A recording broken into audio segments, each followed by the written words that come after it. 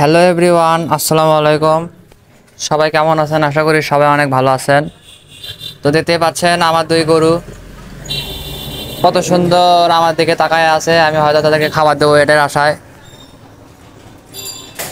তো খাবার তো দিতেই হবে, তার আগে অবশ্যই গরুর ঘরটাকে একটু পরিষ্কার করে নিতে হবে। আর একটা কথা বলে রাখি, বর্তমানে যেভাবে লোডশেডিং হওয়া শুরু হয়েছে আমাদের বগুড়া শহরে, খুব বেশি চাপ হয়ে যায়। এত চাপ হয়তো সহ্য করার মতন না। দিন নাই রাত নাই, 1 ঘন্টা পর পর কারেন্ট যায়, আবার কারেন্ট আসে। তার মধ্যে আবার রাসেল ভাইবারের এত অত্যাচার শুরু হয়ে গেছে। এই আতঙ্কে মনে করেন যে এখন সবাই খুব আতঙ্কিত। আদৌ কি এই ভাইবার সাপের এতই মানে চাহিদা বাংলাদেশে মানে এত পরিমাণে বেড়ে গেছে, এটা আসলে কি সঠিক না ভুল আমার জানা নাই। তবে আমার বাসায় আল্লাহর রহমতে আমি কখনো সাপ দেখিনি। তবে যদি রাসেল ভাইবার আমার চোখে পড়ে তাহলে আমি বিশ্বাস করব যে না, আসলে রাসেল ভাইবার বলে কিছু আছে, যেটা খুবই খারাপ একটা সাপ। আর আমি প্রস্তুতি নিয়ে আসি, যদি ওই সাপকে কখনো পাই আমি ওই সাপকে আমি ধরে ক্লাস নিব, মানে ভালোভাবে ক্লাস নিব। তো ভিউয়ার্স দেখতে পাচ্ছেন আমার দুইটা গরু মাশাআল্লাহ আল্লাহর রহমতে অনেকটা সুন্দর সুঠাম দেহি গরু। বাছুর গরু কিন্তু সুন্দর। মানে এই গরুগুলোকে আমি আল্লাহর রহমতে আমি বিক্রি করার চিন্তা করছিলাম যে আমি ঈদের পরে বিক্রি করে দেবো। তো ভাবলাম যে না, বিক্রি করে কোনো লাভ নাই। আমার দুই গরুর জাতি খুবই একটা খারাপ না, দুই গরুর জাত অনেক ভালো। তো যেহেতু ভালো সেহেতু বিক্রি করার কোনো প্রয়োজন নাই। আমি পালন করব, পালন করে এদের থেকে আমি এদেরকে বড় করে আমি বিক্রি করে দেবো, এরকম একটা চিন্তাধারা। তো সেখান থেকে আমি দুইটা গরুকে রাখছি। তবে হ্যাঁ, যদি কোনো কাস্টমার যদি আসে, বাসায় এসে যদি গরু দেখে যায়, যদি ভালো লাগে তাহলে আমি দিয়ে দিব। কোনো জোর জুলুম নাই, আমার কোনো অভাব নাই যে আমার বিক্রি করতে হবে। কারণ গরু যেহেতু আছে, একে যদি আমি ঠিকভাবে পালন করি তাহলে এখান থেকে আমি অবশ্যই পয়সা পাবো। আর দেখতেই পাচ্ছেন গরু কিন্তু আগের তুলনায় কতটা সুন্দর হয়েছে, এটা যারা আমার ভিডিওগুলো প্রথম থেকে দেখতেছেন তারাই খুব ভালো করে জানেন। তা আসলে সময় বুঝে কাজ করতে হবে। তা আমি আসল কথা এই সময় যেহেতু বিক্রি করলাম না, আমি আমি আস্তে আস্তে যেভাবে কষ্ট করে আমি যদি এই দুই গরুকে একটা বছর লালন পালন করি, আমি কম হলেও আমি 1 লক্ষ টাকা আমি সরি 2 লাখ টাকা আমি পাবো। আর এই 2 লক্ষ টাকার সাথে মনে 2 লাখ না, আমি প্রায় 2.5 লক্ষ টাকা পাবো। 2.5 লক্ষর মধ্যে যদি আমি 50,000 টাকা যদি খাবার কিনে রাখি, আর 2 লক্ষর মধ্যে যদি আমি 5টা যদি গরু কিনতে পারি, ছোট ছোট সাইজের ক্রস গরু, তাহলে আমার খামারটা মনে করেন যে ভরে যাবে। আর আমি এটা করে দেখাবো, আল্লাহ যদি আমার সহায় থাকে।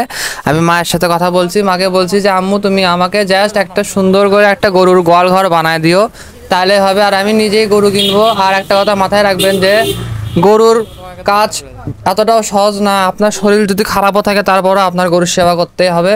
তো দেখেন গরুর গোয়ালঘরটাকে আমি জাস্ট পরিষ্কার করছি। পরিষ্কার করার পরে কিন্তু গরু কিন্তু খুবই আরামের সাথে কিন্তু বসে আছে, মানে খাবার দিব, সেই জন্য অপেক্ষা করতেছে। তো আসল কথা, আমার গোয়ালটা এতটা ছোট একটা গোয়াল যে গরু এক গরু শুইলে আর এক গরু একটু কষ্ট হয়। তো সমস্যা নেই। আমার লাল বাচ্চাটা কিন্তু ওকে কিন্তু ডিস্টার্ব করতেছে যে ওঠ, আমি শুবো, তুই শুয়ে আছিস একা একা পুরো গোয়ালঘর নিয়ে, আমি কোথায় শুবো, এরকম একটা বিষয়।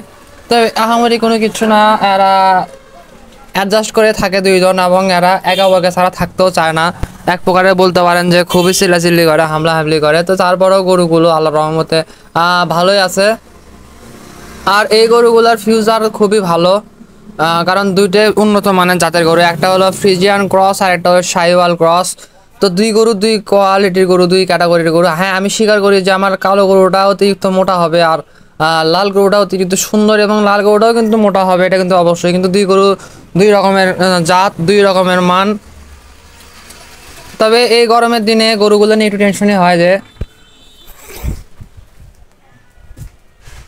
যে গরুর গোয়ালে আমার ফ্যান নাই।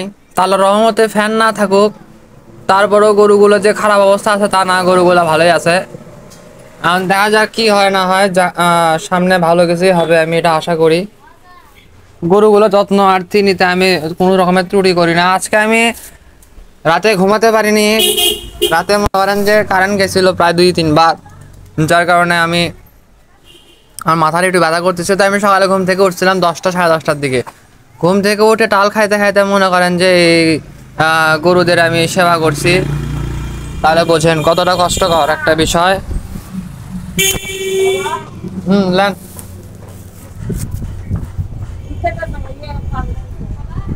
পান নাই না।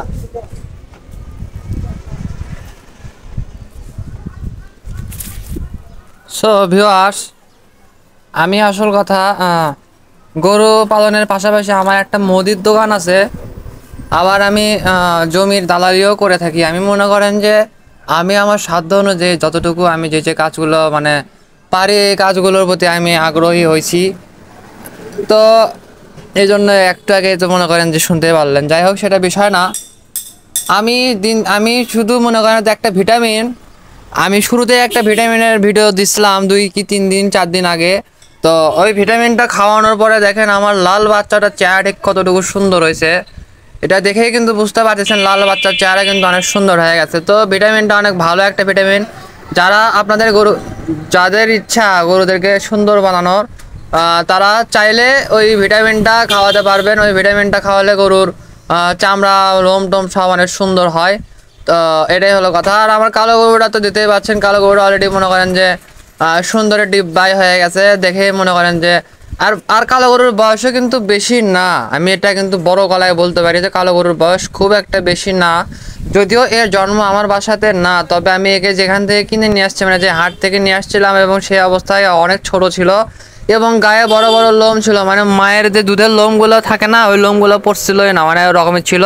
আমি নিয়ে আসলাম, নিয়ে আসার পরে আমি কৃমি রোজ করছি, ভিটামিন খাওয়াইছি, তারপরে আস্তে আস্তে খাবারের পরিমাণটা বাড়াতে বাড়াতে আজকে এই পর্যায়ে আমার গরুটা আসছে।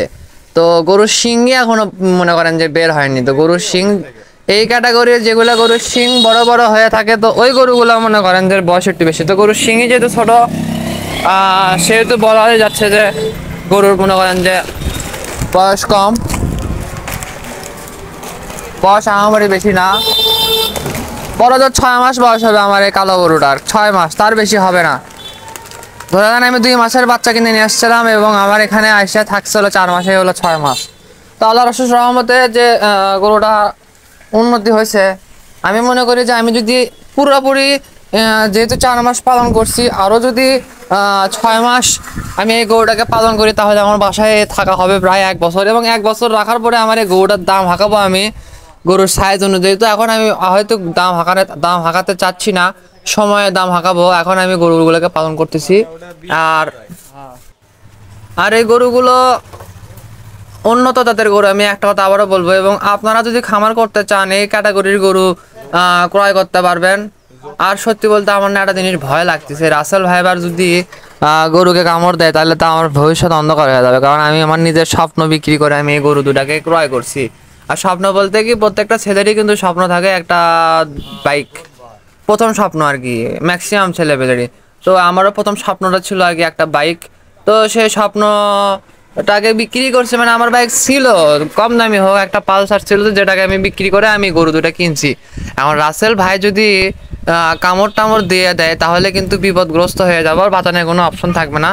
তবে আল্লাহ ভরসা, বড় কোনো ক্ষতি না হোক, ছোট ক্ষতি যেন না হয়, মানে গরুগুলো যেন ভালো থাকে, অবলা প্রাণী, এদের কোনো রকমের ক্ষতি না হয় ভালো। এবং বাড়ি ঘরকে পরিষ্কার রাখবেন আপনারা সবাই, এবং বাড়িতে একটা করে লাঠি রেখে দিবেন, যে একটা না বেশ কয়েকটা লাঠি রাখবেন প্রত্যেকটা ঘরে ঘরে। যদি আপনাদের চোখে পড়ে, কোনো কথা নেই, আমাদের ইসলামে জায়েজ আছে যে সাপ সাপ মারলে সওয়াব হয়। কারণ সাপ এমন একটা নির্দয় প্রাণী যে আপনি খাওয়াবেন পড়াবেন এবং পরে আপনাকে সে ছবল দেবে। তো এ হলে এমন একটা নির্দয় প্রাণী, সেই জন্য এই প্রাণীকে সবসময় চোখে পড়ে না, তবে চোখে যদি পড়ে আপনি মারলে আপনার পাপ হবে না, তবে আপনার সওয়াব হবে। আপনি যদি 1 বাড়িতে মারেন তাহলে আপনার সওয়াব বেশি, 2 বাড়িতে মারলে সওয়াব একটু কম, 3-4 বাড়িতে মারলে সওয়াব আরও একটু কম হবে, তবে সওয়াব কিন্তু অবশ্যই হবে। তো দেখতেই পাচ্ছেন আমি কিন্তু অলরেডি গরুকে খাবার দিলাম। আর গরু কেনার সময় আপনারা দেখবেন যে গরুর নাভি কম্বলটা যেন ভালো হয় এবং গরুর পিঠটা যেন লম্বা চওড়া হয়, তাহলে এই গরুটা বড় হবে এবং গরুটা মোটা তাজা হবে। আর আমি যেটা মনে করি যে ফ্রিজিয়ান গরু আর হলো এই হলস্টিয়ান, এটা দুই গরু 2 জাত। হলস্টিয়ান গরু আলাদা, ফ্রিজিয়ান গরু আলাদা, হয়তো বা 2 গরু 2 কোয়ালিটির হয় এবং 2 গরু দুধের জন্য খুব ভালো হয়। তবে আমি তো দুধের গরু পালি না, আমি পালি হলো ষাঁড় গরু। তো ষাঁড় গরুরাও যে খুব একটা খারাপ তা না, ষাঁড় গরুদেরও মনে করেন যে ব্যবসা করে লাভ করা সম্ভব আমি দেখছি। তবে কি বড় গরুর ব্যবসাটা ঝুঁকিপূর্ণ হয়ে যায়, বেশি বড় গরু পালার দরকার নাই। কারণ আমাদের তো আর ছাদ এগ্রোর মতন অত লগিং নাই, কিংবা আমাদের তো ছাদ এগ্রোর মতন বড় কোনো এগ্রো নাই। আমরা ছোট ছোট প্রান্তিক লেভেলের খামারি, আমরা সবসময় চেষ্টা করব ওই 10 লাখ টাকা দামে গরু না পালন করে 10 লাখ টাকা দিয়ে আমরা 10টা গরু কিনে 10টা গরু পালন করব। তাহলে কি হবে, 10 গরু থেকে আমরা অল্প করে হলেও লাভ পাবো, সেই লাভ দিয়ে আমরা আমাদের পরিবারকে চালাতে পারবো। এটা আমি এই জন্যই বললাম, কারণ আমি চাই না যে একটা মানুষ যদি একটা সিএনজি আলা যদি চায় যে একটা গরু পালন করবে 10 লক্ষ টাকা দামে গরু তৈরি করবে, পারবে।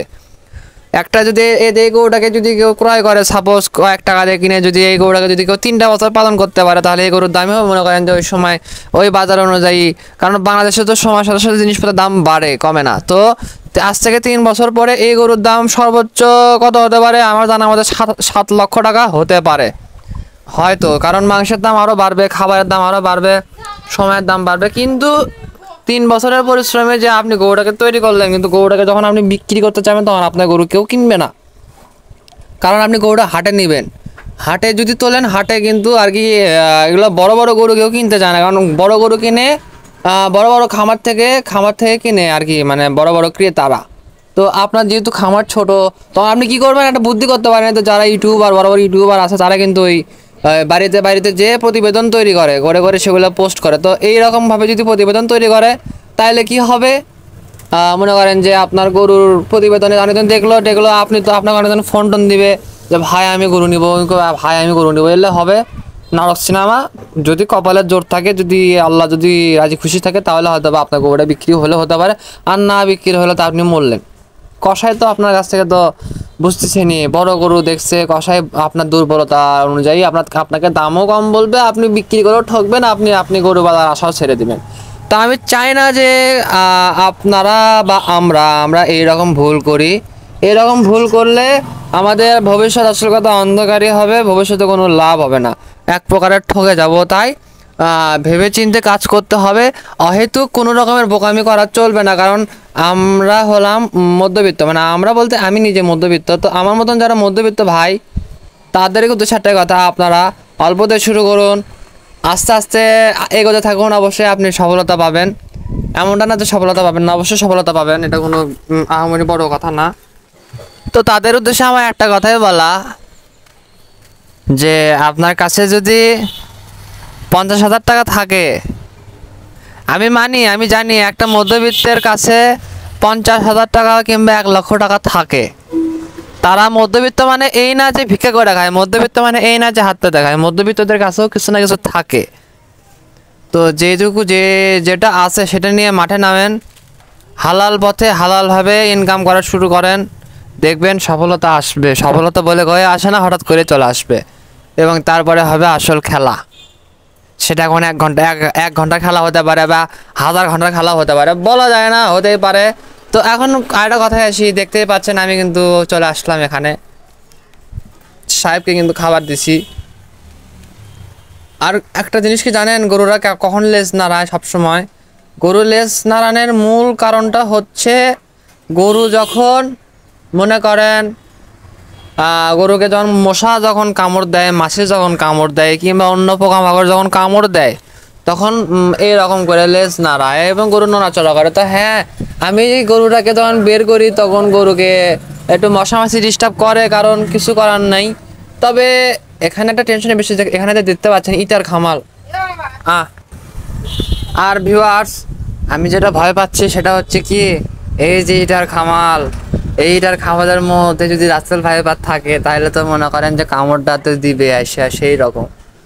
কিন্তু এখন ওইটা ভাইবার লাভ নাই, রাসেল ফাইবার কামড় দিতেও পারে, নাও দিতে পারে। রাসেল তো মনে করেন যে এখন বাংলাদেশের ভাই হয়ে গেছে, রাসেল ভাই একটা অন্য রকমের ভাই। এই ভাই দেখে ভয় লাগে, মনে করেন যে যদি কিছু হয়ে যায় তাহলে তো বিপদগ্রস্ত হয়ে যাবে বাঙালিরা।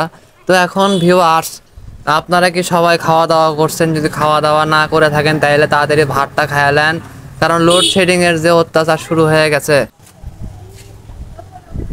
এই যে কামড় দিলে মনে করেন একদম হাসাল হয়ে যাব বাঙালিরা। এই জন্য সর্বপ্রথম লাঠি সোটা নিয়ে রেডি থাকতে হবে, এটা হলো সাবধান বাণী। এবং দেখা যাচ্ছে যে আকাশের যে অবস্থা এখন, হয়তো বা এইরকমই হবে, যেদিন অতিরিক্ত গরম হবে সেদিন বৃষ্টিও হবে। তো বৃষ্টি হওয়া ভালো, বৃষ্টি হইলে পারে আমাদের ক্ষয়ক্ষতিও কম হবে, এটা খুব ভালো একটা বিষয়। বৃষ্টি হোক, আর আমার গরুটা দেখে না আমি এখন নিজেই প্রেমে পড়ে যাচ্ছি, মানে আল্লাহর রহমতে আমার গরুটার অ্যাক্টিভিটি অনেক সুন্দর হয়ে গেছে। কারণ আমার গরুটার মাঝখানে খাওয়ার রুচি কমে গেছিল। তেল মানুষেরও কিন্তু মাঝে মাঝে খাওয়ার রুচি কমে যায়, মানুষও কিন্তু খাবার নষ্ট করে। এবং আমার এলাকায় কিছু বিচ্ছু বাহিনী থাকে, এই বিচ্ছু বাহিনীটা খুবই লালপা, যেটা বলার বাইরে। তো মানে ছোট ছোট ছলবল, মানে পরে পিকলুস টাইপের। তবে ছোটবেলায় আমরা ওই রকমই ছিলাম। যাই হোক, এখন আসি আরো একটা বিষয় নিয়ে, সেটা হচ্ছে গরুকে অবশ্যই যত্ন করতে হবে। আর বড় কথা হচ্ছে কি কমও শোনেন আমি করছি, দালালের যে বিষয়টা আছে না, দালাল দালাল এলার থেকে দূরে থাকবেন। আপনি যদি নতুন উদ্যোক্তা হয়ে থাকেন, যদি গরু পালার চিন্তা ভাবনা করে থাকেন, আপনি আমাদের সাথে পরামর্শ করবেন, আমরা দালাল না। এটা এটা হলো আমার গরু, সরি আমার বিড়াল। তো বিড়ালটা কিন্তু মাশাআল্লাহ অনেক সুন্দর, এই যে দেখেন। তো বিড়ালও পালন করি আমি, বিড়াল, গরু, কুকুর, মুরগি, কবুতর, টুকটাক অল্প অল্প করে সব কিছুই পালন করি। মানে আমি বলতে পারেন যে আমার নিজের ফিউচার গ্রাম্য একটা লক্ষ্মী বউয়ের জন্য এগুলো সব কিছু আমি রেডি করে রাখছি, যে সে শুধু আসবে এগুলো তার হয়ে যাবে, এরকম একটা চিন্তাধারা। আর আমি তো মুদির দোকানদার, আমি দোকানই সামলাবো। আর গরুর কাজ একটু ভারী কাজ, তো এই কাজটা তো আমার ফিউচার বউ হবে করতে হবে না, আমার একটু হেল্প করতেই হবে। কারণ গরুগুলো এখন ছোট, তাই হয়তো বা দেখে ভয় লাগতেছে না, কিন্তু এই গরুগুলো যখন বড় হয়ে যাবে তখন ভয়ের একটা বিষয় আছে, একটা লাথি মারলেও সমস্যা। তো সাবধানেই কাজ করতে হবে, তো সেটা দেখা যাবে। আর গ্রাম্য একটা মেয়েকে যদি আমি বিয়ে করি, তাও সেই মেয়ের সাহসও হবে অন্যরকম। আর সে এত ঘৃণাও করবে না, সে এই কাজগুলোকে মন থেকে গ্রহণ করবে। কারণ এই কাজগুলো কিন্তু হালাল কাজ, এবং এখান থেকে লাভবানও হওয়া যায়। এবং লাভবান হতে পারলে ভবিষ্যতে মনে করেন যে আমি আর আমার ওয়াইফ একসাথে ঘুরতেও পারবো, চিল করতে পারবো। ধরালেন বাড়িঘর বানালাম, বিল্ডিং বাড়ি, মানে যেগুলো আর কি মধ্যবিত্তদের স্বপ্ন হয়ে থাকে, ইত্যাদি ইত্যাদি, যেগুলো ভবিষ্যৎ পরিকল্পনা। এখন বর্তমানে যা অবস্থা হয়ে আছে, সবকিছু আমি জাল বিছাইয়ে রাখছি। এখন জালে যদি মাছ ধরা যায় তাহলেই হতে পারে। তো আর একটা জিনিস বোঝা গেল, সেটা হচ্ছে বর্তমান জেনারেশনে মনে করেন যে পাবলিক এরাই বেশি পরিমাণে বাস খায়। রেকর্ডিং করছি, রেকর্ডিং। তো পাবলিকদের মানে মূল সমস্যাটা হচ্ছে তারা হলো এটা ওটা কিনে নিয়ে আসে, আর লাভ করে দোকানদারেরা, তারপরে লাভ করে বড় বড় ব্যবসায়িকেরা, তারপরে সরকারি চাকরিজীবীরা তো বেশি লাভ করে, মানে যারা একটু মানে ব্যাংকে চাকরি করে, এরা তো গরিবের অত চুষে চুষে খায়, এবং টেপ মারা টাকা অনেকে নিতে চায় না, আবার ঠিকই দিয়ে যায় এই হয়ে আসা। এটা বড় বিষয়, এটা স্বাভাবিক একটা বিষয়। টেপ মারা টাকা, তারপরে তো একটা দুঃখের বিষয় হচ্ছে আমার ইউটিউব চ্যানেল তো মনে করেন যে জানেনি ভিডিও ছাড়ি, কিন্তু দুঃখের বিষয়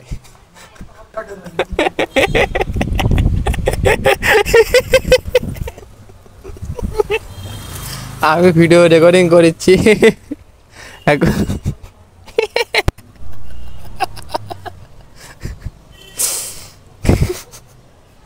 সরি ভিউয়ার্স, আসলে হচ্ছে কি ভিডিও রেকর্ডিং করেছি তো তো দোকানদারি করেছি, তো দোকানের